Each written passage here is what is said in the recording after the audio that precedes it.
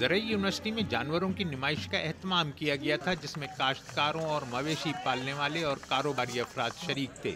ये नुमाइश अपने लिहाज से अहमियत की हामिल इसलिए थी कि लोगों को एक ही मुकाम पर तमाम नस्लों और इकसाम के जानवर देखने को मिलते हैं। बहुत बड़ा इवेंट है और ये पूरे सिंध के लिए, ये चूँकि ज़रई यूनिवर्सिटी है, उसी के हम फारिग तहसील डॉक्टर हैं और यहाँ पर जिस तरीके से इस इवेंट को ऑर्गेनाइज़ किया गया, ये बहुत बड़ा इवेंट है और पहला इवेंट है ये।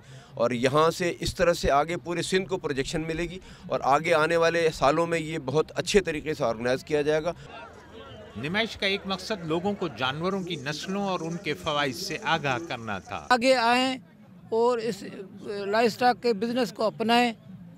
यहाँ पे जो भी ब्रीड लाई गई हैं उनमें वो खुसूसन वो बकरियों की हैं या लार्ज एनिमल्स की हैं, उसमें पैदावार के लिहाज से जो बीफ है, मटन है, उसमें बहुत ज़्यादा पोटेंशियल है। जी हाँ जी, हमने काफ़ी ब्रीड्स देखी और काफ़ी कुछ हमें सीखने को मिला और उसमें काफ़ी ब्रीड्स थी और काफ़ी हमने एंजॉय किया।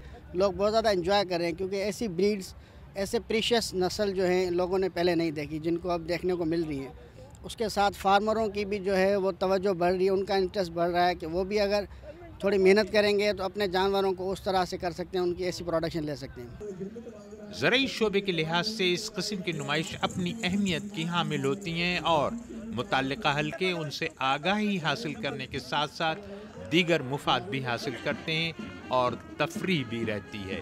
कैमरामैन नज़र मोहम्मद सियाल के साथ अली हसन, डॉन न्यूज़, हैदराबाद।